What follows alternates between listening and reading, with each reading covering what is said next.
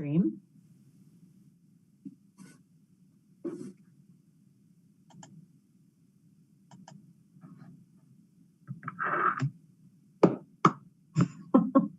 I will now call to order the regular City Council meeting of September 26th, 2022. Members of Council are participating in this meeting remotely pursuant to the Council's electronic participation policy. Public access to the meeting is available on the local government access channel 8 for Comcast and Xfinity subscribers and on the city's YouTube channel online.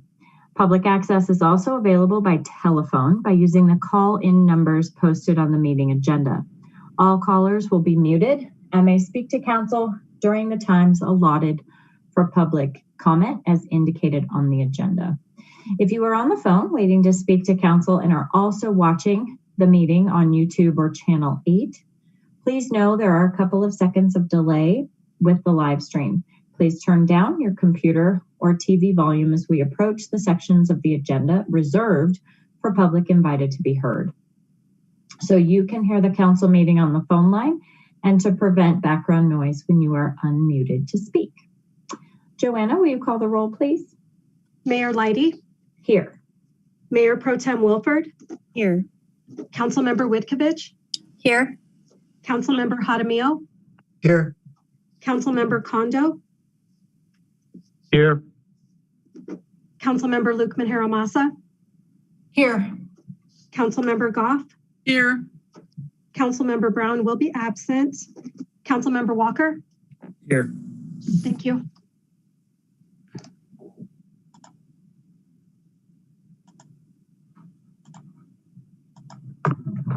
Please stand as you are able and join me in the Pledge of Allegiance.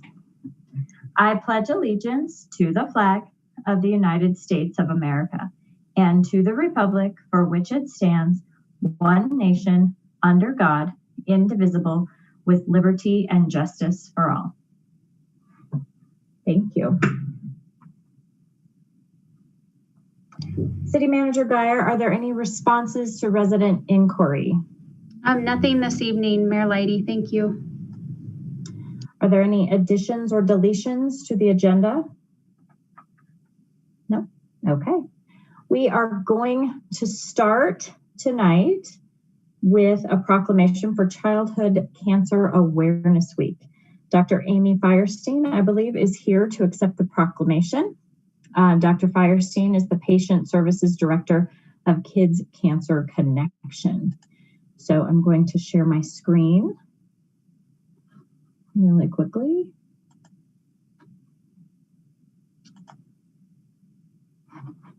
Okay. Whereas the American Cancer Fund for Children and Kids Cancer Connection report cancer is the leading cause of death by disease among U.S. children between infancy and age 15. This tragic disease is detected in more than 16,000 of our country's young people every year. An estimated 400,000 children and adolescents are diagnosed with cancer globally each year. And whereas 1 in 5 of our nation's children loses their battle with cancer, many infants, children, and teens will suffer from long-term effects of comprehensive treatment, including secondary cancers. And whereas, founded nearly 30 years ago by Stephen Firestein, a member of the philanthropic, Max Factor Cosmetics family, the American Cancer Fund for Children, Kids Cancer Connection, and Lions Clubs International are dedicated to helping these children and their families. Whereas the American Cancer Fund for Children and Kids Cancer Connection provide a variety of vital patient psychosocial services to children undergoing cancer treatment at Children's Hospital Colorado in Aurora, Rocky Mountain Hospital for Children in Denver, as well as participating hospitals throughout the country, thereby enhancing the quality of life for these children and their families. And whereas the American Cancer Fund for Children and Kids Cancer Connection also sponsor toy distributions, pet-assisted therapy, family sailing programs, Laughter Noon, Laughter is Healing, KCC Supercar Experience, Positive Appearance Services, educational programs, and hospital celebrations in honor of a child's determination and bravery to fight the battle against childhood cancer. Now, therefore, I, Meredith Leidy, Mayor of the City of North Glen, Colorado, hereby proclaim September 25th through October 1st, 2022 as Childhood Cancer Awareness Week, and encourage all residents of North Glen to join in raising awareness of childhood cancer. Dated at North Glen, Colorado, this 26th day of September 2022. So I just want to thank Dr. Firestein. Am I pronouncing your name correctly? Yes.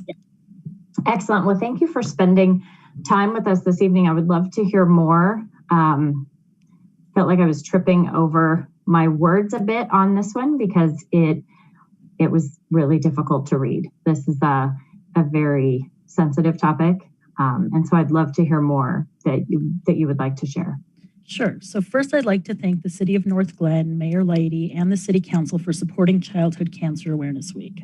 So children with cancer need a lot of support. They need family support, they need medical support, and support from the community. And raising awareness about childhood cancer is a large part of this. And that's what we're doing here today. So these children are brave, strong, and determined, as are their families and loved ones. And they have to be to face this battle against childhood cancer. So through our work at Kids Cancer Connection, the American Cancer Fund for Children, and in association with the support of government, we're able to further assist these amazing children and their families by providing these different services to them. So again, thank you for honoring these children and offering your support in the battle against childhood cancer. And, you know, we can only hope that one day we'll no longer need this type of proclamation. Absolutely.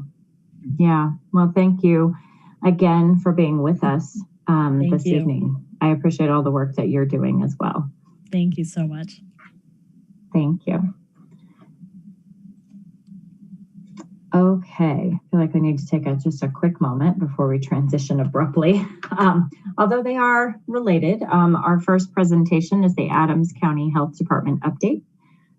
City Manager Geyer will introduce members of the Health Department, and I will project a presentation. Thank you, Mayor Leidy. Members of council, pleased to introduce Kelly Weidenbach, the Executive Director of the Adams County Health Department, and then Monica Bolig is with her this evening as well. This presentation is in response to a request from council several months ago to provide an update on the progress that they are making in standing up the new health department. So I will turn it over to Dr. Weidenbach. Thanks. Good evening. I will share my screen. Just hold on just a second. Well, I actually share it for you. Oh, okay, great, perfect. Can you see it? Well, thank you so much for having me. I'm Dr. Kelly Weidenbach, and I'm here to provide an update on the transition of public health services from Tri-County Health Department over to the new Adams County Health Department. Next slide, please. Today, we'll just give a brief overview of our leadership team and provide some introductions. Also, our newly formed Board of Health. Give a little bit of a timeline of the transition and let you all know where we are at. Give a high-level overview of the programs and services that we will be offering at the new Adams County Health Department. Give you an update on staffing and our scaling up of services. Just a brief overview of our locations. Oh, and I have programs and services twice. Mentioning also our budget and how we might compare to other similarly sized health departments in the Denver metro area, and just a brief overview of kind of our partnerships. So we have been busy hiring our leadership team. And as you can see, we have most of the leadership team complete. We have 2 remaining positions yet to be announced, but I have been appointed as the Executive Director of the Adams County Health Department. We have Dr. Darcy Martinez, who is overseeing our Public Health Nursing Division, Adam Anderson over our Epidemiology and Data Science Division, Brian Hlavasek over our Environmental Health Division, Monica Bulig, who is here this evening over our Health Equity and Strategic Initiatives Division, and Michelle Harris over our Nutrition and Family Health Division. I will also mention Melissa Sager, who many of you are familiar with in her former role at Tri-County Health Department, is now our Assistant County Attorney for Health and came on board here with Adams County in March. Yet to be announced, we are still recruiting for our Deputy Director, and then also we have yet to announce our Medical Officer. Next slide, please.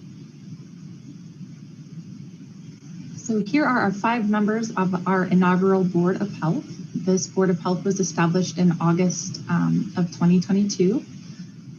This Board of Health is a transitional board until January 1st, 2023. It's important to note that the Tri-County Board of Health is still filling in that role from a statutory standpoint until the end of the year. We had 21 applications received for this Board of Health.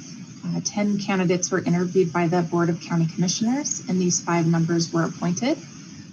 Notably, and this is somewhat different than what we've seen with some of the other health departments splitting off from Tri-County, none of the commissioners were appointed to the Board of Health, and also no elected officials were selected at this time. This Board of Health meets regularly the 3rd Thursday of every month at 5:30 p.m. We have both in-person and virtual options. Just a little overview of where we have been and where we are going. So our journey to creating the new health department really began, essentially began with the county commissioners voting to depart from Tri-County last October. I was hired as the transition director I was announced in January and came on at the end of February. As soon as I came on board to Adams County, we formed an internal steering committee, really internal county staff working to assure that we have all of the resources and capabilities in place to carry out those foundational and core public health services, many of which are mandated in statute. We began doing some exploratory study sessions with the BOCC, looking at those core public health services, the recently done community health assessment, and those foundational capabilities and services. Really educating and having very intentional conversations with the commissioners around what level of service they would like to see. Do they want more than what Tri-County is providing, the same or less? And we went through all of the 70 programs that Tri-County currently provides. In Q2, we continued those study sessions and really started getting into the weeds around reviewing those granular details around programs and services and those typical funding sources for those. We began our recruitment of key leadership positions. We developed that organizational structure and staffing plan based on the conversations that we were having in study session, starting to craft a health department specifically designed to meet Adams County needs. We also began in late Q2 recruitment for all of our staff positions. And the summer was highlighted by a lot of grant applications that our teams worked on, many of which are, some of which are competitive, some of which are kind of foundational funding opportunities for local health departments. So we were doing a lot of grant writing in that time frame. At the beginning of Q3, the Board of Health was formed. I was appointed as the executive director. We're continuing that staff recruitment and also really digging in deeper on community engagement, being out in the community in meetings such as this to just present where we're at and listen to the community. We're also focusing on operational policies, procedures. We're receiving a lot of funding notifications from those grant applications that we submitted earlier this summer. And we're also looking at the local regulation adoption. For example, on-site wastewater treatment systems or septic systems, the county must adopt local regulation, also body art regulations as well. So our Board of Health will be having a public hearing in October for those local regulation adoption. Rounding into the last quarter of this year, we're really executing on that implementation plan that we have been putting into place since early this year. We're also working on staff onboarding and training. There are some staff that are being hired this year, with a big group of staff coming on board just around the 1st of January, and I will speak to that in just a minute. Also finalizing our fiscal year 23 budget with the commissioners and really gearing up for that January 1st go live. Once we open the health department doors officially on January 1st on paper, January 3rd in actuality, we'll be having a lot of ongoing and monitoring and evaluation of how we're doing and how the programs and services are doing. We'll also be leaning in towards more community health improvement planning. It's the acronym CHIP. It's a statute mandatory process that all local health departments have to go through to really prioritize and show how resources and staffing are being used to address the most salient public health problems in the community. And then we'll also be garnering a process for strategic planning for the local health departments. And again, those two deliverables are mandated for us in statute. And those will be great opportunities for you all and your community members to get involved in providing input around priorities of the new health department. Next slide. So often when I'm out and about, I get asked, what programs and services will be provided. So I just want to note that this is not an extensive list of all the programs, but these are the ones that are most frequently inquired about and often client facing. The slide gives you an overview of whether it's mandated in statute that the health department provide this service, or if it's being provided because there is a community need.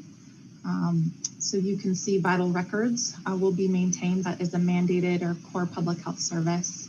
Our environmental health inspections, so these are the restaurant inspections, pool and spa inspections. Those are a foundational service and delegated from the state health department. WIC, we will be providing WIC as a community need. Nutritional services, this includes breastfeeding support, diabetes education, all the nutritional education that comes along with WIC also will be provided as part of community need.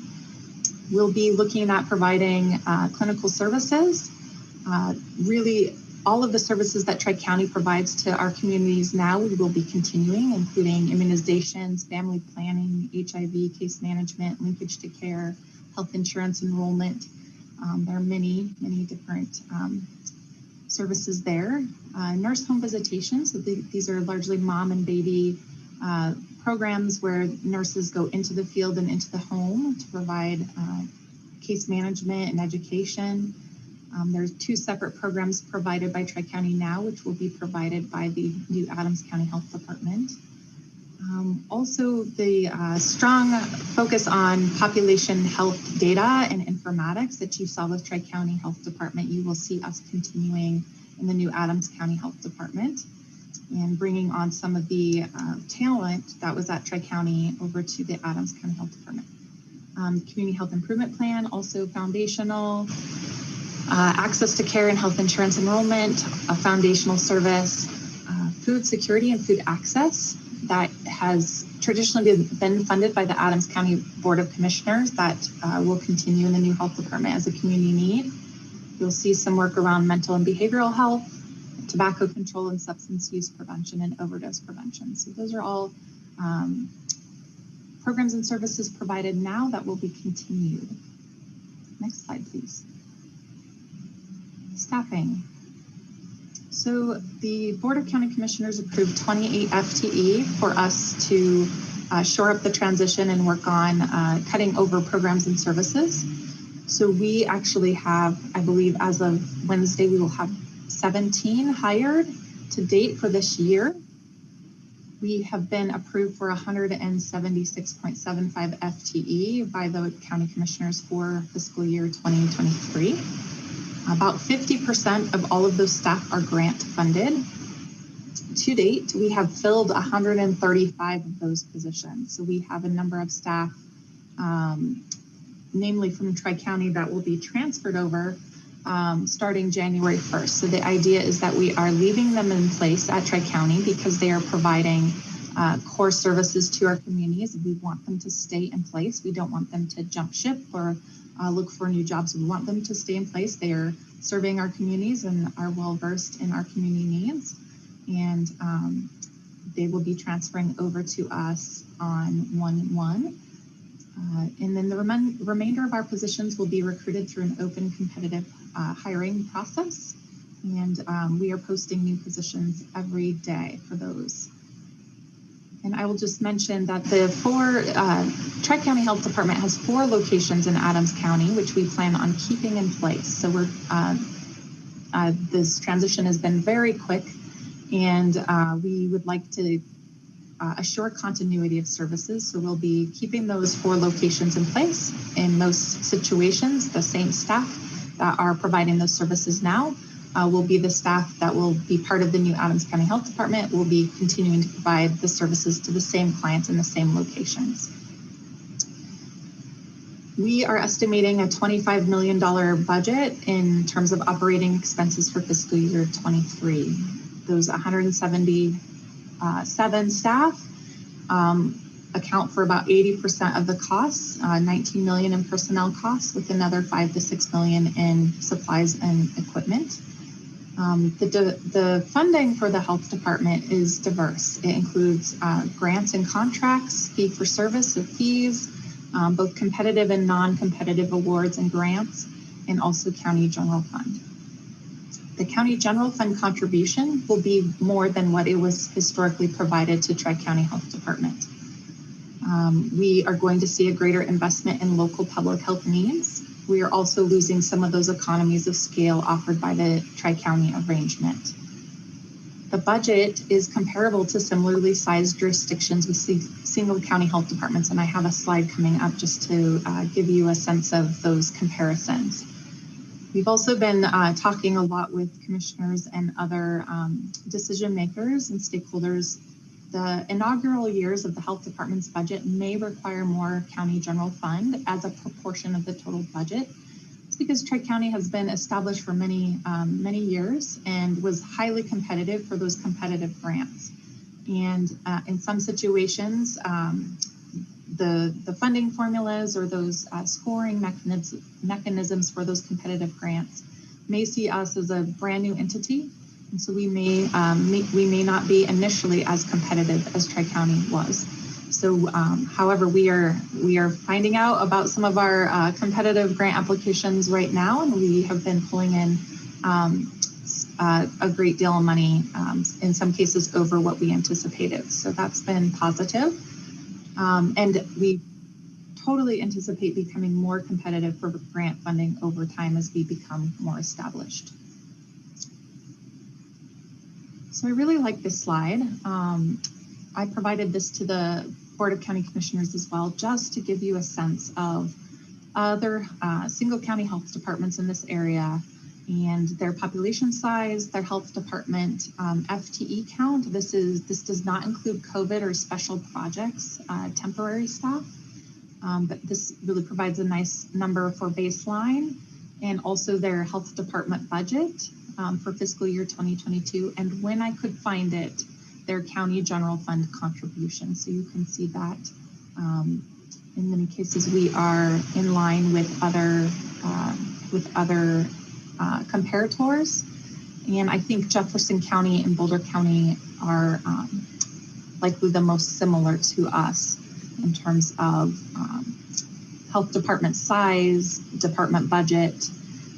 I will mention that we knew even last year when the Board of Commissioners were considering different options for knowing Douglas County was leaving the Tri-County jurisdiction, it was estimated that the commissioners would spend twice as much than they did originally. So that $3.8 million is what the Adams County Board of Commissioners puts towards Tri-County now, and that's the bottom row.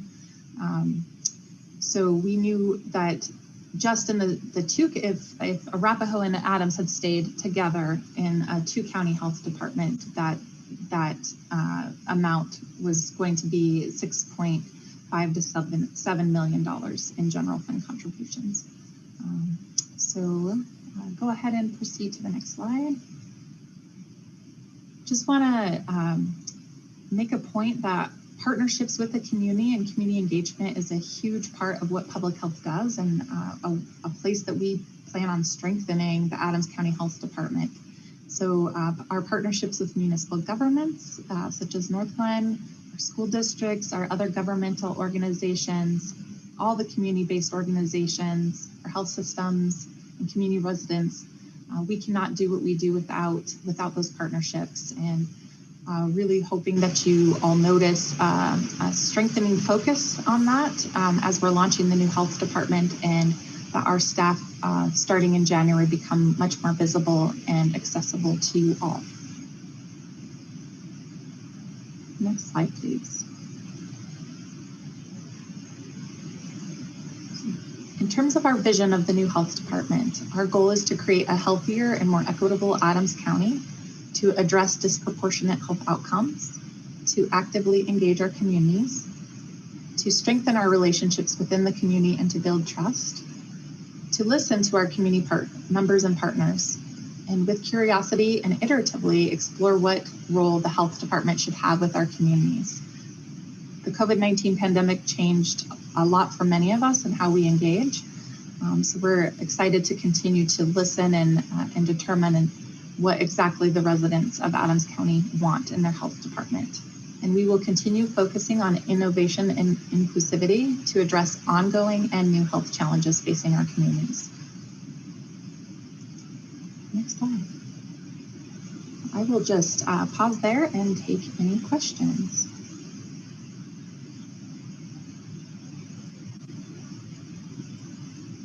Councilmember Goff. Thank you, Mayor.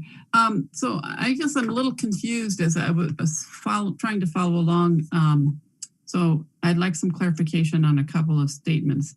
One was that you said that, which makes sense, that Adams County Health is going to be losing some economy of scale costs, like cost benefits, I guess, from when there were the 3 counties and now there's just the one trying to fund everything. But then later on, you said something about, and that slide, that green and white slide with the lines of the estimated costs and things. You said that that it had been estimated a certain amount if we had been a 2-county health system, but since we're going to just be on our own, it's going to be cost less. So for the county, so I'm just a little confused because in one case it sounds like you were saying that some things are going to cost more because there's just one county, but then it's actually going to cost less than it would be if there were 2 counties. If I'm understanding you right. So maybe I'm not. I may have misspoken. So we knew that no matter what, with Douglas County leaving, that the cost to the commissioners, the cost of county general fund was going to be more than what is appropriated to Tri-County now. The cost to be fully independent as a single county health department is still more than what it would have cost for a 2-county health department. But you will see a greater focus on our communities. Okay, all right, yeah, so either I misunderstood or whatever, but so then I just have one other question, and that was, so you know, the slide that showed the programs and services, you did say that that was not all inclusive. So I'm just a little curious, like, are we losing some programs and services, or what percentage are you going to be able to carry forward, or just kind of a ballpark about what's happening with the ones that we didn't see there? Yes, absolutely. So as I mentioned, Tri-County has about 70 programs, at least if you look at their financial structure in terms of individual grants or programs or services. So about 70 programs, and we're really only losing about, let's see, there's 4 that we chose not to carry forward. So one of those was Tri-County had a worksite wellness or employer initiative program that was funded through a competitive grant, and that grant was sunsetting this year anyways. So we chose to let that one go.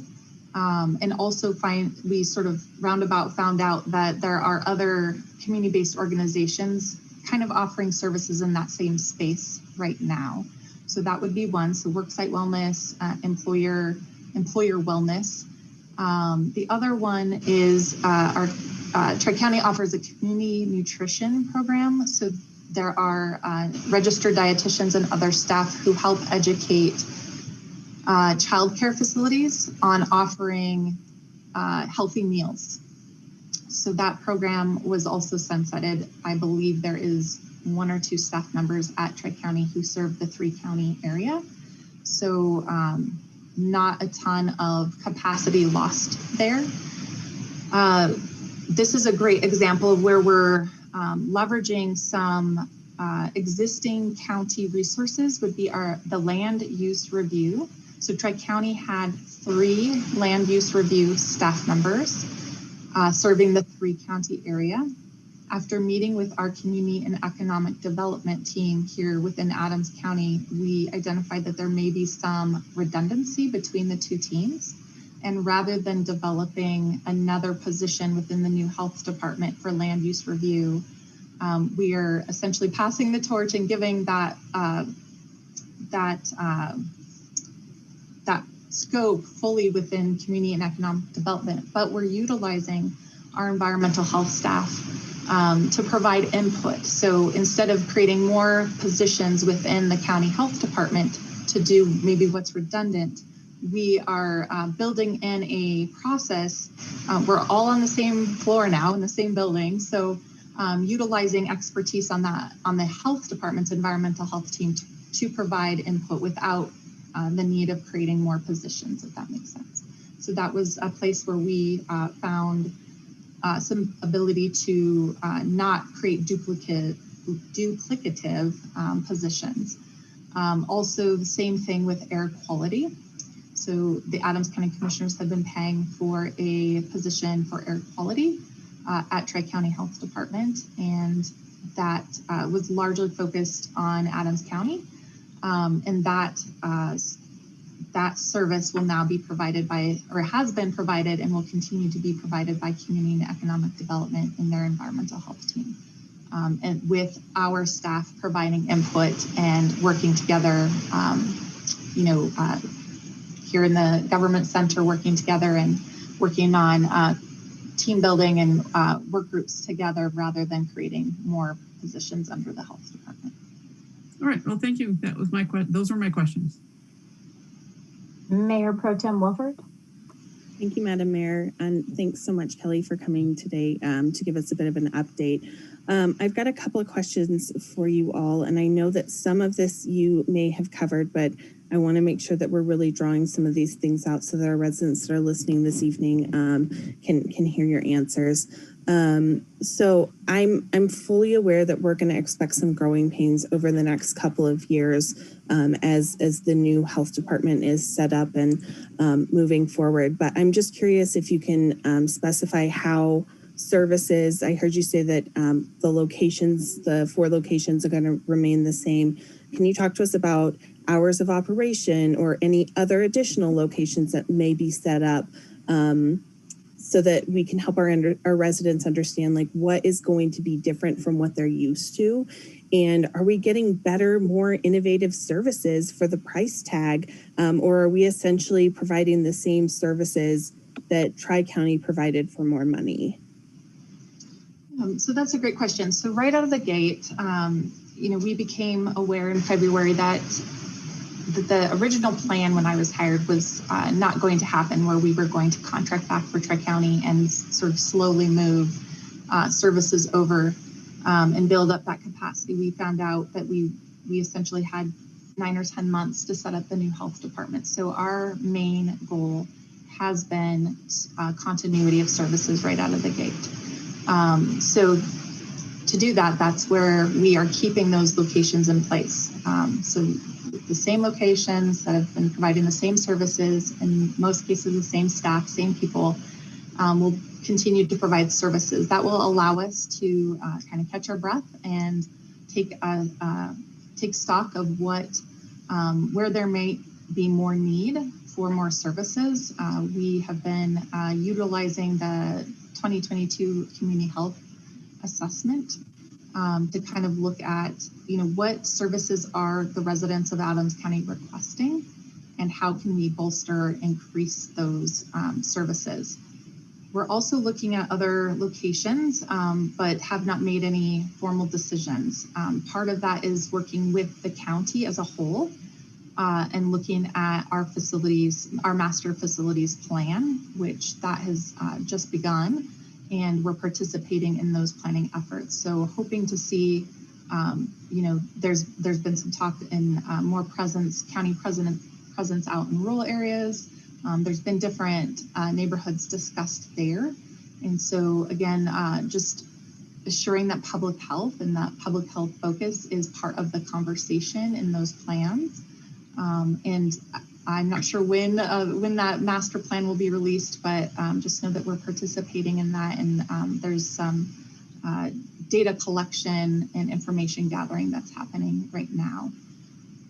So I think I would say in terms of the cost and the services, we have already begun to see benefits of being embedded within the county government. More efficient government, working together, reducing redundancies, also coming in and doing some collaborative work. So we have recently put in for a grant with Community Safety and Wellbeing, with Community and Economic Development, and several other community-based organizations looking at how we can modernize both public health data on social determinants of health, so housing, food access, homelessness, and really trying to bring resources to the county that have not previously been here to address some of the unique needs in the community. So I would say in the vantage point is different. I'm in different spaces than maybe Tri-County's leadership was in different conversations that are allowing us to connect dots better, and working with human services. I can give some really specific examples where we're doing a lot of planning and collaboration and looking at how residents who maybe need referrals to multiple programs are sort of how to make that an easier process, and then to track and learn more about their outcomes along the way. So doing a lot of planning, and it's been exciting and interesting, and I think that the community will start feeling those benefits. Awesome. I really appreciate your response. Thank you for all of that information. I think one of the things that you mentioned was around homelessness, and I just want to put in my 2 cents in that this is an area I would really love to see our new health department take some leadership in specifically working with the county to roll out programs that are inclusive and that are truly addressing the needs of the individuals experiencing homelessness in our communities. So I'm very interested to hear what you all roll out, and would ask that you move forward sooner rather than later. Because I unfortunately feel like we spend so much time planning sometimes at Adams County that we don't always act. And so I am very interested to hear what solutions you all might be able to bring to the table around that, as well as how we're addressing our opioid epidemic and some of the really heartbreaking cases that we've seen throughout Adams County. The last I guess, question I want to understand is you talked about your environmental health staff.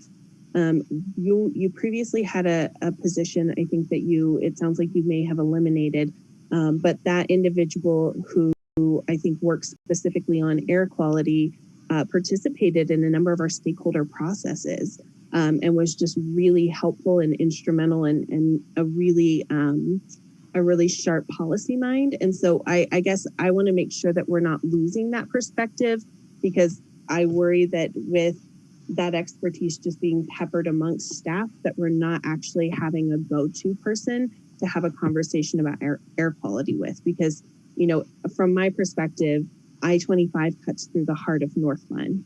And so the pollution, the smog, all of that impacts our residents, their quality of life, as well as their breathing ability. And so I just want to make sure that, addressing air quality is definitely going to be something that isn't just, a side thought as the department moves forward. Absolutely. I would love to address the air quality question specifically. So the position didn't necessarily go away. The position is being pulled back. So the Adams County Board of County Commissioners have always funded that position at Tri-County. That position is being pulled back into community and economic development under Katie Keith versus under the health department. But our staff are working very closely with that person and with Katie's team on how to learn more about, we've been having conversations about increasing air quality sensors, democratizing the data, making it more available to the public, and then helping, one of the things that public health is good at is convening and also grant writing and bringing in resources to help community and economic development and others look at grants that might have maybe they didn't know about, to look at ways of increasing our awareness of the air quality issues in Adams County. So a lot of the conversations and good work is being done. And we're looking at how we can continue to support, for example, Tri-County put in place the Love My Air air sensors and looking at ways that we can support the continuation, sustaining those sensors that are already in place, and then looking at how we can maybe increase the number of sensors in the community as well. So yeah, we've been talking about how we fund the data platform, all of those things. So that has not been lost at all. Thank you. Thank you, Dr. Weidenbach. I really appreciate the presentation. I have been pretty vocal in my nervousness about this transition. It has made me just very anxious. And so, as always, the more information that we have, whether it's council or our residents, the more information we have, the calmer we can be about this. I am a little worried about the funding, and that's probably a question for our commissioners. But when I look at it and they're actually needing to contribute 3 times the amount that they have contributed in the past, I mean, that's a rough estimate, but definitely 2.5 times. I'm just wondering how sustainable that is. And I heard what you said about, getting off the ground and will be more marketable for grants in the future. I'm just really worried. And so, but that's a commissioner question, I'm sure. But this was really helpful. It's great to know that you have a team. It's great to know that you're still hiring, and that you have all this forward momentum. And I can't thank you enough for coming tonight. You're very welcome. And that was all. We don't have any more questions. So thank you for your time tonight. And I'm sure we'll see you soon. Thank you so much for having me. Have a good evening. Thanks. Okay, we're moving into public invited to be heard. This is an opportunity for public comment on any item not set for public hearing. Statements are limited to 5 minutes per speaker. Statements must be related to city business and limited to matters of community interest. Is there anyone on the phone who would like to speak to council? You may press *6 to unmute at this time. Yes, I'd like to talk to the council. Please state your name and address and provide your comments. Well, hi there, City Council. Thank you for having me. Mark Bromley, Ward 3, your angry resident. This week, I'm angry about how Tom Carlson has been abusing the poor, economically vulnerable, and an 80-year-old senior citizen who is an icon of the North Glen community for women's rights in the state of Colorado and has resided here in North Glen for as long as I knew her, which means when North Glen was founded. This senior citizen, over 80 years old, is being stalked, harassed, and threatened constantly by inappropriate, misogynistic hate crimes of Tom Carlson. He's making you, the City Council and City Management, look evil, abusive, cruel, and intolerant towards the elderly and economically disadvantaged of this community of North Glen. I've been complaining of this rapacious abuse and cruelty by city officials for over 20 years. It still continues, and I witnessed the hiring process of these abusive thugs like Tom Carlson. As I seen it, was the Democrat agenda to employ abusive enforcers, while hiring authority in the city bragged how dangerous and violent some of these candidates of employment have been. Hence, the unfortunate residents murdered by such bad employment practices of the city in the last couple of years. Anyways, this senior citizen is an icon of women's rights in Colorado, earned her prize, her home, her trophy for standing up for abused, neglected women and abused and neglected children in Colorado and the city of North Glen. Her husband was cheating on her and didn't care. He was abusive and cruel to 5 children, physically beat the 5 children and his wife, sending them to school with bloody noses, bruises, and broken bones. Even threw one at age 4 through the drywall, imagining the kid would go through the wall and down the stairs if it wasn't for a 2x4 beam stopping him. This 80-plus-year-old resident of North Glen earned her home as her trophy and victory for women's rights in North Glen, fighting a battle in court for her freedom and that of her children in a time in Colorado when that was not easy back in the 1970s. Tom Carlson is like that abusive husband of hers and has terrified her. The reason she pulls weeds all day is because of you, the toxic city council, and the abusive city management allowing Tom Carlson to be cruel and abusive. Former council members know of the elderly woman I speak of, and they know what I say is true. Are you, the toxic, cruel city, going to let this abuse of the elderly continue, or will you stop this criminal behavior of your hateful employees, namely Tom Carlson? Thank you for having me, City of North Glenham, or Nottingham, Mayor Putin of Myanmar, or how about you, Wilford? Will you let this elderly abuse continue? I recommend termination of Tom Carlson and the city to stop being cruel and abusive in these savage economic times and hardships. Thank you. Have a nice night. Is there anyone else on the phone who would like to speak to council? You may press *6 to unmute at this time. Okay, moving into communications, I will start with Ward 1, Councilmember Walker. Thank you, Madam Mayor. Just wanted to recap a few things that we did Miss Ashley and I had our board meeting on Saturday at the Glenda. I want to thank you all, our residents, out for coming. Thank you for the staff who also came out and set it up.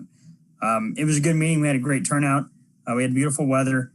We did hear quite a bit from the residents that were passionate on a few things, especially about the speeding and how they don't feel like any of the city's programs are working. And so they pretty much kind of supported of my last approach that I gave you guys last week of saturation enforcement. And so it was good to hear that. Chief and Heather were there to hear that also.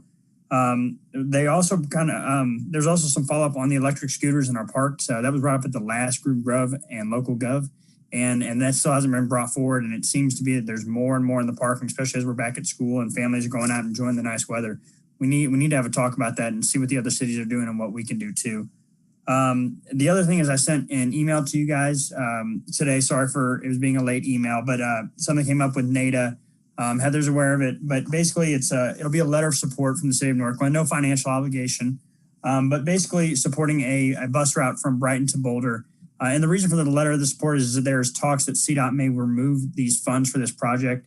And it's a vital corridor. It can be helped to relieve some congestion, and it's going to link up to future hubs like they call mobility hubs on I-25. And so the hope is by establishing that line, they can increase ridership for a few years, and then they can link it up with the mobility hubs whenever those come on I-25. And so, like I said, this is just a letter of support from the city of North Glen. There's no financial obligation, and it looks like it needs a quick turnaround. So I was curious if we could get consensus on that tonight.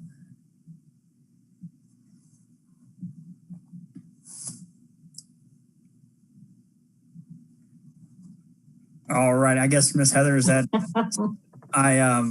do I need to draft that up, or will staff do that? No, staff will do that for you, Councilmember Walker. Thank you guys for the support, and that is the only update I have for now, Madam Mayor. Thank you.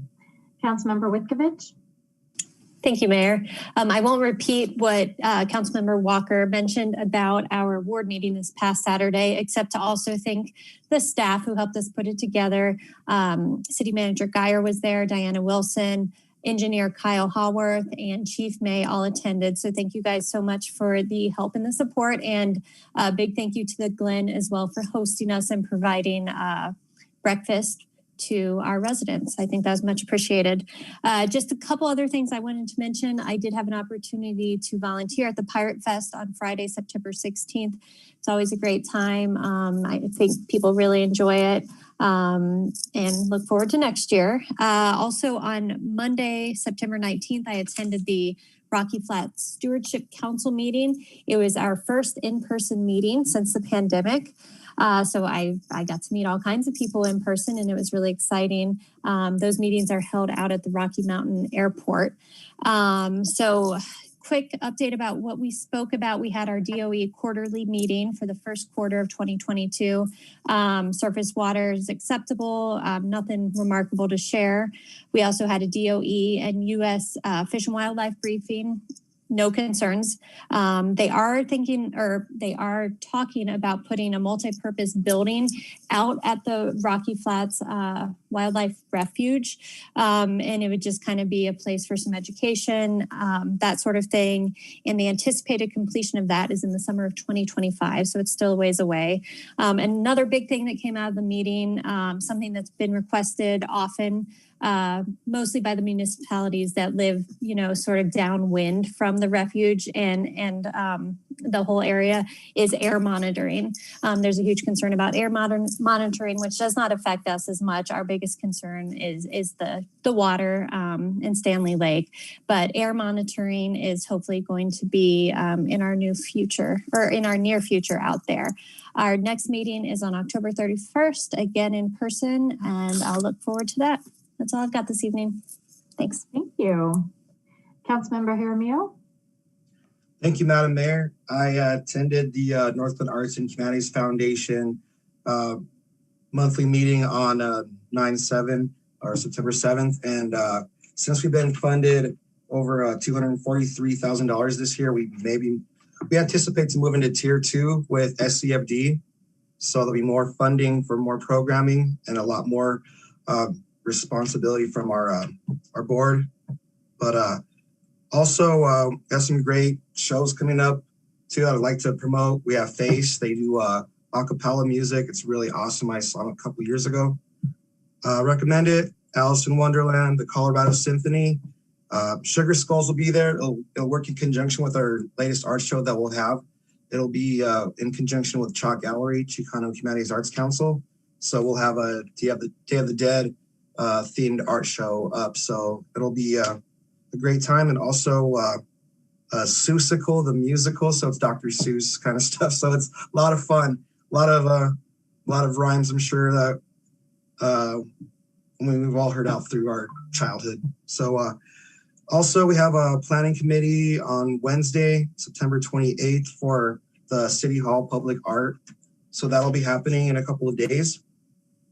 And then on September 14th, I attended the ADCOG Sub-Regional Transportation Forum, and we supported City of Thornton like to extend the 104th from Colorado Boulevard to Highway 85.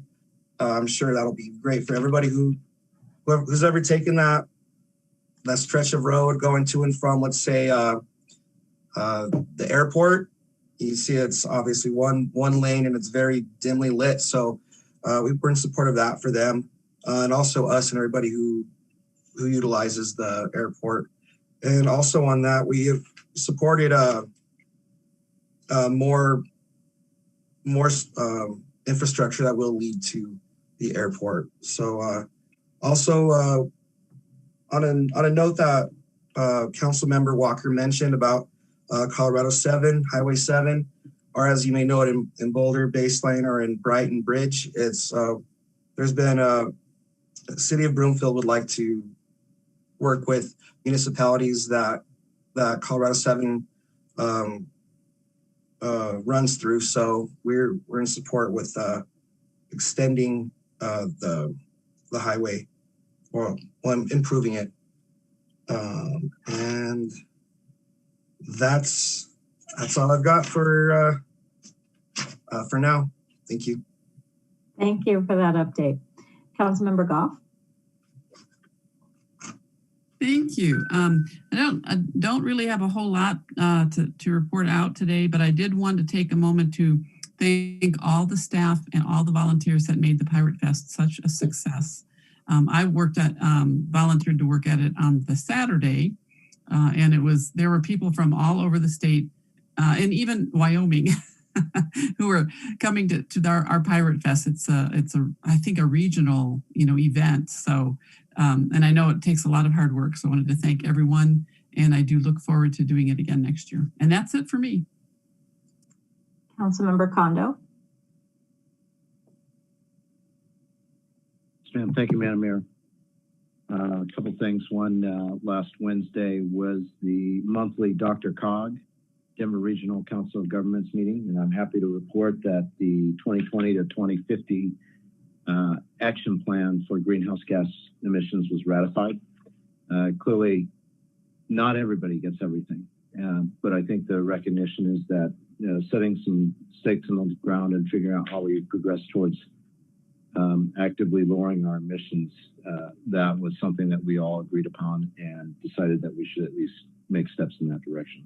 So I'm happy to report that. Also last week, along with Councilmember Lukman Hiramasa, we both visited the studio school, and unfortunately I had to bug out for some of my personal company work, but she stayed to see the lockdown drill, and I'm sure she can talk to that a little bit further. And then lastly, a reminder, a week from this coming Friday on October 7th is the North Metro Fire Rescue District Training Facility Tour and Demo. I think I have the list of people who are attending. I'm still trying to work with their side to make sure I got the times. But again, I think that'll be a great opportunity to actually fight a fire yourself.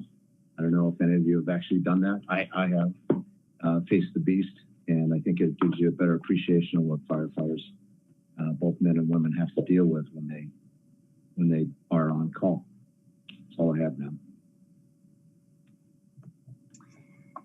Thank you. Councilmember Lukman Hiramasa. Thank you, Madam Mayor. Let's see, it's been a busy couple of weeks. I attended the Indulge for CASA fundraiser, which was a really great event, and bid and won on several items. So that was pretty exciting and all goes to a good cause. I also went to Pirate Fest. Absolutely. What a great event. And it was so well attended. Got to see a lot of excellent people in their amazing costumes, and also learned that my attempt at sounding like a pirate really sounds Irish. So I don't really have a very good pirate accent, but it was excellent. I was fortunate enough to sit in on North Glen High School's STEM teams and their initial proof of concept for the business after hours centerpieces. And I won't say what they are, but these kids, boy, they really have some creative brains. So I know we're all looking forward to seeing what those centerpieces turn out like at our business appreciation event. On the 20th, I attended the Youth Commission work meeting, and they were watching a video about healthy beverages and specifically how it relates to diabetes and sugary drinks in Mexico. So the whole film was based in Mexico. It was really eye-opening and very sad, actually. But that is one of the initiatives that the Youth Commission is working on right now, is how to get more healthy beverages out into the community and less sugary drinks available to children. As Councilmember Kondo mentioned, I attended the studio school lockdown, met the principal, Miss Charla. She's excellent. What an excellent principal. Such a great school. And, mostly it was really great to see how our SROs and our PD and studio school staff really work together to make sure that the kids are safe in the event of a lockdown. I was very impressed with how the children did, even though it's, such a sad situation to be there to watch a lockdown drill and the reason for it in the first place. But I just want to commend our SROs and PD for the job that they're doing and studio school to keep our kids safe. Let's see, and today, last but not least, we had our first legislative committee session, and there's a few things, but the one that we spent the most time discussing was Proposition 123, and the reason being is Mayor Leidy brought that up a couple of weeks ago or last week, because it's being supported by the Metro Mayor's Caucus, and it actually has a lot of supporters. So I wanted to try to bring a little bit more information here on Proposition 123. It's the Dedicate Revenue for Affordable Housing Programs. And it sets aside a portion of annual income tax revenue from the state general fund. So it's 1/10 of 1% of federal taxable income towards affordable housing program. So Office of Economic Development and International Trade and DOLA mostly would get a portion of those revenues. Some of the issues being discussed and why this is becoming a hot discussion topic right now is that it reduces TABOR refunds. So that's something to think about in terms of reducing the TABOR refunds.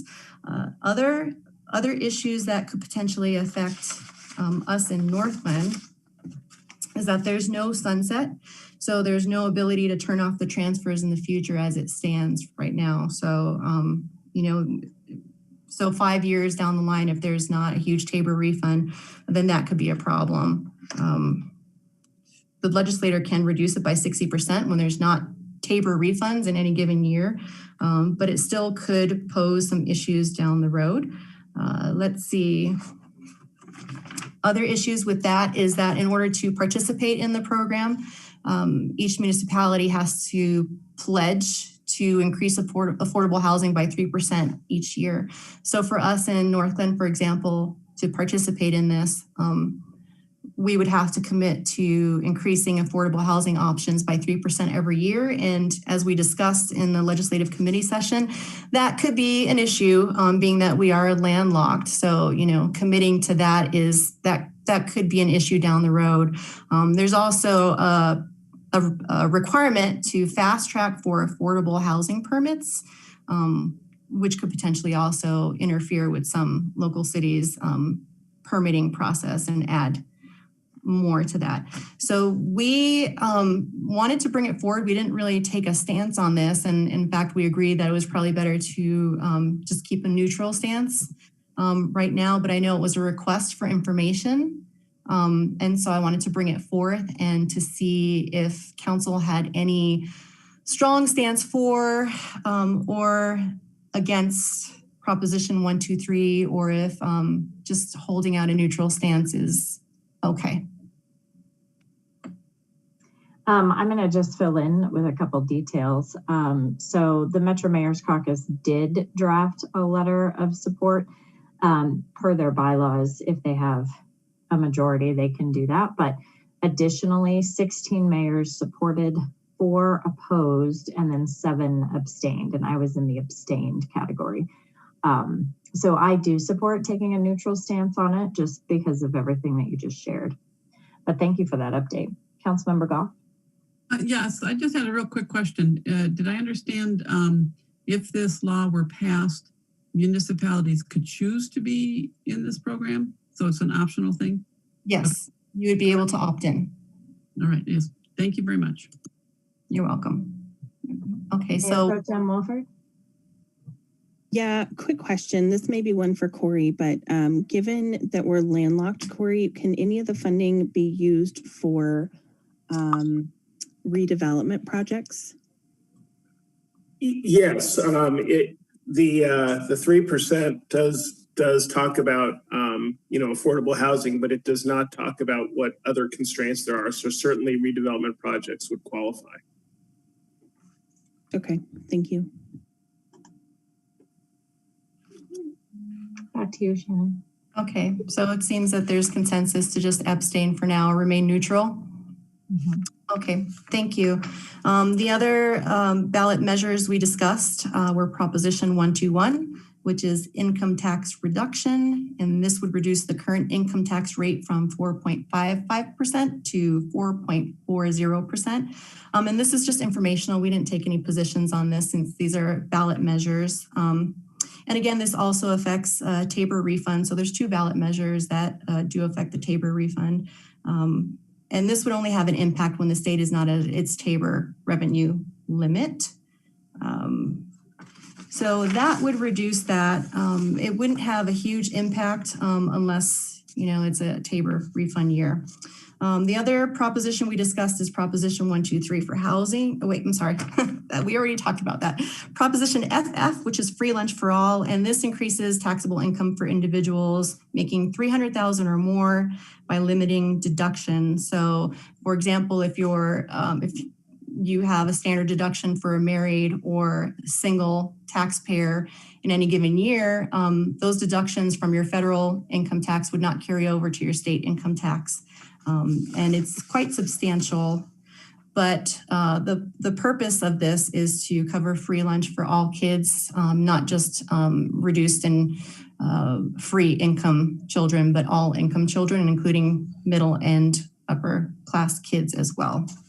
So that is more informational since we aren't taking any stances on that. And then we will be discussing the upcoming legislative session dinner, probably in January, and updating the 2022 State Legislative Issues Guide. And that is all I have. Thank you, Madam Mayor. Thank you. Mayor Pro Tem Wolford. Thank you, Madam Mayor. I have nothing this evening. Thank you. I don't have any updates, but I do have a question. I wasn't sure if I missed it. Did OAF discuss the Ralston House event that North Glen's hosting on October 8th? Does anyone know? The ciders and sliders.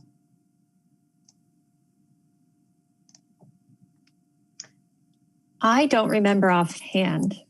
I don't know if Joanna can recall. I feel like we might have. Did we fund that one? We did not. We did not receive a request for sponsorship for that event from the Ralston House. So that request did not go to the Outside Agency Funding Committee because we didn't receive a request. Okay. If that was something that council members wanted to attend, is that something that we could use our council budget for?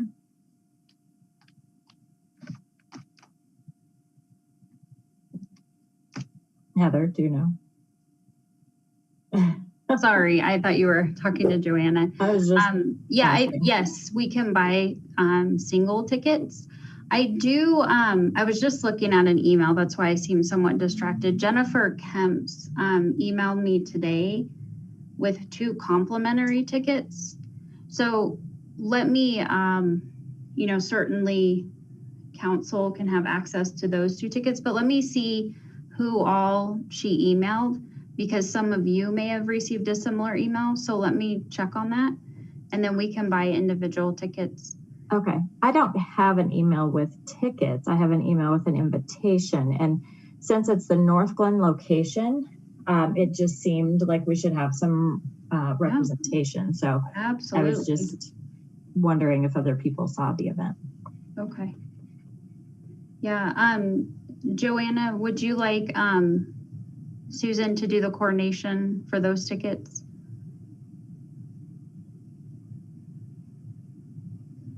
Why don't we do this? Yeah, just let me know. Susan's back on Thursday. Let me know if you'd like to attend and how many tickets, and I'll get it figured out. Okay. And just for, just to double check, I'll send the invitation to council in case you missed it.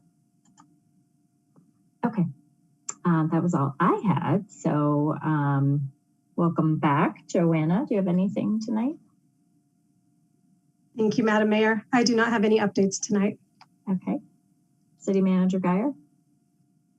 Nothing this evening. Thanks. Corey, how about you? Good evening, Madam Mayor, members of council. I do have a brief update, and that is I actually spent a good part of the weekend in Grand Junction at the CML Attorneys Conference. And for what it's worth, I did a presentation, and part of the presentation was definitely a marketing pitch for Prost moving to North Glen. So it was kind of fun to do. And I was able to incorporate it into a presentation on a case and emphasize that Prost was leaving Denver for North Glen.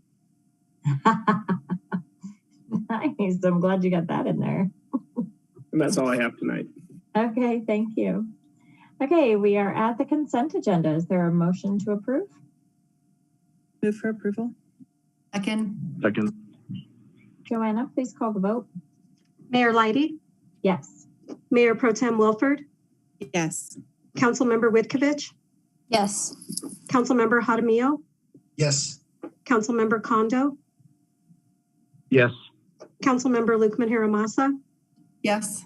Councilmember Goff, Yes. Councilmember Walker. Yes.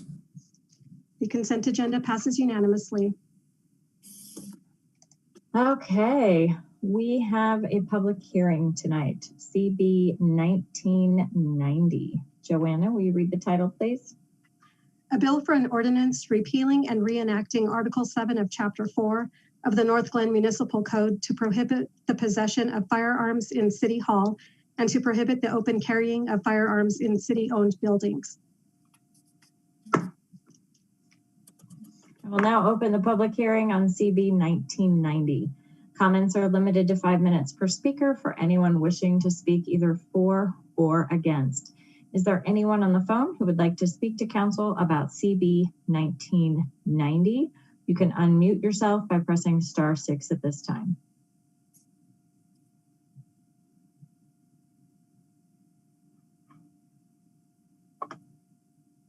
Hearing none, I will close the public hearing.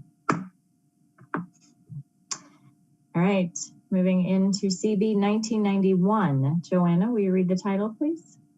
A bill for a special ordinance amending the 2022 budget, recognizing revenues and appropriating expenditures by supplemental appropriation for the payment of the costs and expenses of the municipal government, agencies, and offices of the City of North Glen, Colorado for the fiscal year beginning January 1, 2022.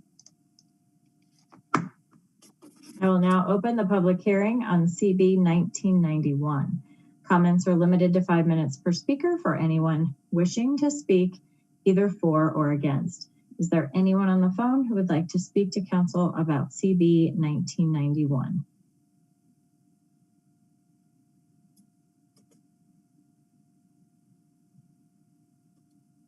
Hearing none, I will close the public hearing. CB 1992. Joanna, will you read the title, please? A bill for an ordinance amending Section 5-3-6 of the North Glen Municipal Code to establish an exemption from the city's sales and use tax for certain retail delivery fees and carryout bag fees enacted by the state of Colorado. Move for approval. Oh. I will now open the public hearing on CB 1992. Comments are limited to 5 minutes per speaker for anyone wishing to speak either for or against. Is there anyone on the phone who would like to speak to council about CB 1992? Hearing none, I will close the public hearing. Okay, ordinances on second reading. CB 1990, prohibiting the possession of firearms in City Hall and to prohibit the open carry of firearms in city-owned buildings. Is there a motion to approve on second reading? Let's try this again. Move for approval. Second. Okay. Deputy Chief of Police Randall Darlin is here to provide a summary. Good evening, Madam Mayor and Council.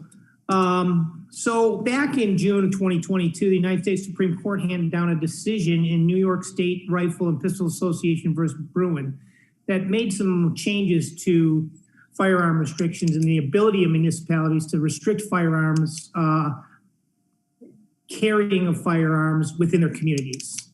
What we did was took a look at our ordinances within the city of North Glen, and with Corey, produced a new ordinance that would provide guidance and meet the restrictions that the Supreme Court basically ruled in their most recent ruling.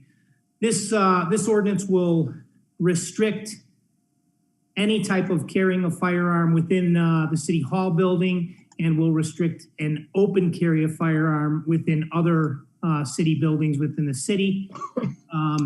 And is very consistent with the latest ruling from the Supreme Court from June of 2022. if there's any questions about the ordinance or any questions about this at this particular time, I'll be happy to answer any questions.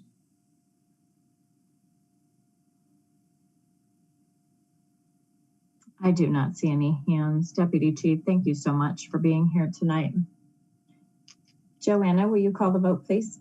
Mayor Leidy? Yes. Mayor Pro Tem Wilford? Yes. Councilmember Witkovich? Yes. Councilmember Jaramillo? Yes. Councilmember Kondo? Yes. Councilmember Lukman Haramasa? Yes. Councilmember Goff? Yes. Councilmember Walker? Yes. CB 1990 on second reading passes unanimously. CB 1991, 2022 supplemental appropriation. Is there a motion to approve on second reading? Move for approval. Second. Jason Loveland, our Director of Finance, is here to provide a summary. Good evening. Good evening, Mayor and Council. Briefly, this special ordinance is going to amend the operating capital improvement budget for a couple of main specific areas that I wanted to point out. There was a handful of grants from Adams County in the state for pool repairs at Kiwanis, Park Pavilion, maintenance, and JC Ballfield's upgrades to the lighting. Additionally, fire mitigation, Centennial Park landscaping, and city street sweeper are included. Tennis court replacements that was previously budgeted, and those costs came in above what we had originally estimated. Additionally, some road work at Community Center Drive and 104th Avenue and Weld County Road 11 also came in higher than anticipated as far as when we received actual bids. And then cleanup of utility emergency response for a water line break. This is something that happens commonly. We try not to over budget for emergencies, and sometimes it works out, and sometimes we end up spending more on those types of emergencies. So overall, this is kind of some standard items that we typically see in a year for grants and then other modifications to the budget. So I'm happy to answer any questions.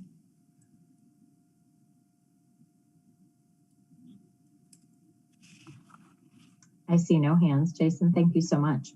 Joanna, will you call the vote, please? Mayor Leidy? Yes. Mayor Pro Tem Wilford? Yes. Councilmember Witkovich? Yes. Councilmember Jaramillo? Yes. Councilmember Kondo? Yes. Councilmember Lukman Haramasa? Yes. Councilmember Goff? Yes. Councilmember Walker? Yes. CB 1991 on second reading passes unanimously. Excuse me. CB 1992, exemption of state-imposed delivery fees and carry-out bag fees from city sales and use tax. Is there a motion to approve on second reading? Move for approval. Motion to approve. Okay, Jason Loveland is here to tell us about this one. Thank you, Mayor. Again, this is newly imposed state fees on deliveries and carry-out bags. Currently, our municipal code would tax both of these items as additional costs to a transaction. And so the purpose tonight for this is to make it clear in our code that these are not going to be taxable items moving forward. So Senate Bill 21260 is the delivery fee charge of 27 cents on a retail delivery fee. So we're making that clear that that is not taxable as a transaction to in the city of North Glen. And then House Bill 211162, the single-use paper and plastic carryout bag fee of 10 cents that will be charged. We're making that clear and specific that that is also not a taxable transaction, adding on to the cost of a carryout bag at a grocery store. So happy to answer any questions if there are any. I don't see any questions tonight. Thank you. Joanna, will you call the vote, please? Mayor Leidy? Yes. Mayor Pro Tem Wilford? Yes. Councilmember Whitkovich? Yes. Councilmember Jaramillo? Yes. Councilmember Kondo?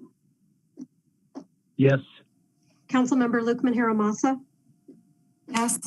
Councilmember Goff? Yes. Councilmember Walker? Yes. CB 1992 on second reading passes unanimously. Okay, moving into two resolutions. The first one, CR 142. Joanna, will you read the title, please? A resolution approving a construction manager contract between the City of North Glen and J.R. Philonk Construction Company Incorporated for the wastewater treatment plant odor mitigation project. Move for approval. Second. Kent Kisselman, our Director of Public Works, is here to provide a summary. Good evening, Madam Mayor and City Council members. My name is Daniel Martinez. Sorry about the camera, but my computer refuses to work today. So I'll be presenting this for Kent. So, as many of you are aware, the city has been dealing with odor issues at the wastewater treatment plant for some time. The odors are mainly produced by hydrogen sulfide, a very corrosive and dangerous gas.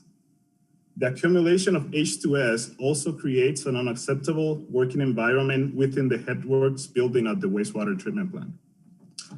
What this project will do will be to add ferric chloride injection near the termination point of the force main at the wastewater plant. Ferric chloride is used to capture odors and also reduces the concentration of H2S, hydrogen sulfide, in sewage. The project was designed by Providence Infrastructure. Providence has done extensive work for the city in the past and are the current design engineer for the lift station and force main project. The construction firm we would like to award the contract is Freelance Construction. They have also done good work for the city in the past and are currently building the new lift station A. That's all I have. If you guys have any questions, I'm happy to answer them. Daniel, thank you for being here. I really appreciate it. I am going to just start by saying I don't know anything about the science of this. And so this may be an ignorant question, but I'm looking at the timeline and I see that, we're going to do the approval, the award, the notice to proceed, and it says project completion late 2023. What exactly does this look like, and will our neighbors that reach out to us a lot every May, will they see some relief? Will it be better in May? Yes, so that's the goal of the project. I'm not a chemist, but in high level, H2S, it's the combination of hydrogen and sulfide. So that when those two elements combine, it creates the odors that that the neighbors up north experience. What this does is the odors are released at the termination vault at the wastewater plant. That's when all the sewage comes out of the pipe and into the atmosphere. So what this will do is just before that point, you'll inject this ferric chloride chemical, which combines with the H2S and make it a more inert type of component. So it'll capture the H2S, combine with it, and that'll do two things: reduce the odors and reduce the corrosiveness and the corrosiveness of the chemical, pretty much. So I guess my confusion is this a one-time thing? Is it a daily thing? Is it an ongoing thing? And how do we know it'll help them in May? Just because it says project completion in late 2023. It'll be a ongoing kind of maintenance type of thing that we will have to continue to inject ferric chloride into the sewage when it's closing to being discharged at the wastewater plant for it to reduce the odors by combining with hydrogen sulfide. That will be pretty much forever. Because the thing that with our plant is, since we have such a long force main, it gives enough time for this hydrogen sulfide to accumulate in big quantities and gets released all at once when it gets to the wastewater plant. But it may, when we start injecting, that we should definitely see a reduce in odors, and it will also help with all the corrosion that we are seeing within the headworks building. Okay. So then this question I think is for Heather. So I know we have a standard letter, sort of a standard response, kind of describing all of that. Will we update that? That's a great suggestion. I'll talk with staff. We haven't gotten there yet in our line of thinking, but it's a great suggestion. So we'll have internal conversation and talk about the messaging that we can push out to those neighboring residents in that area. Talk about the benefits of the project. Absolutely. Okay. Thank you. I don't see any other questions, Daniel. But I just want to thank you for being here tonight and for all of that explanation. Thank you. Joanna, will you call the vote, please? Mayor Leidy? Yes. Mayor Pro Tem Wilford? Yes. Councilmember Whitkovich? Yes. Councilmember Jaramillo? Yes. Councilmember Kondo? Yes. Councilmember Lukman-Harrell-Massa? Yes. Councilmember Goff? Yes. Councilmember Walker? Yes. CR 142 passes unanimously. All right, CR 144. Joanna, will you read the title, please? A resolution approving the 2023 Parks and Recreation user fee schedule. Move for approval. Second. Amanda Peterson, our Director of Parks, Recreation, and Culture, is here to provide a summary. Good evening. Good evening, Mayor and Council. So before you tonight is the proposed 2023 recreation fee schedule. Per our municipal code, it is required we bring that forward to you each year, regardless of the changes that are in place. This year, the fees that are proposed remain relatively constant with last year. We are maintaining the 20 to 25% differential between our resident and non-resident fees that was put into place late last year prior to adoption of the 2022 fee schedule. You'll see the changes really include fairly wide variety. We have some discounts that have been added, namely a military veteran discount of 20% on passes and drop-in visits that we have not had previously. The inclusion of some ranges to allow for programs that have some variability across the year, like our new youth and teen programs. So fee ranges for that new programming. Some minor market adjustments in our league play, some increases in theater programming to adjust primarily for the market as well as the cost that it provides us to, costs for us to provide those services. An expanded range for our Northglenn Presents series, again, being able to react to the type of product that's happening on stage and what those costs are to bring that. So a show like Face may look different, may cost a different amount than a show like Sugar Skull, which may look different than some of the other productions that are coming in and partnering with us. The elimination of several of our older unused fees, and then the restructuring of our field painting fees to adjust for some efficiencies we have with our new automated painter, which staff are, by the way, loving. The Parks and Recreation Advisory Board has had an opportunity to review these fees in detail and unanimously recommended to move forward with them as they are presented to you tonight. And I would be happy to answer any questions that you might have about the fees as they're presented.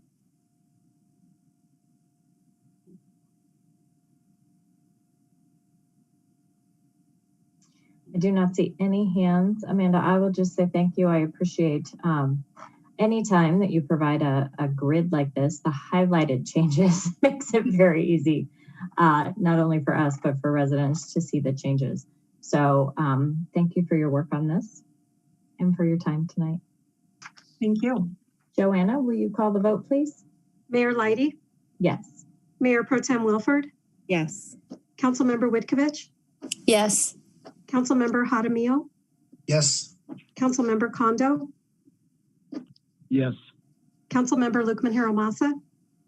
Yes. Councilmember Goff, Yes. Councilmember Walker. Yes. CR 144 passes unanimously. Thank you. We are at the end. We have public invited to be heard one more time. This is an opportunity for public comment. Statements are limited to 3 minutes per speaker. Is there anyone on the phone who would like to speak to council at this time? If so, press *6 to unmute.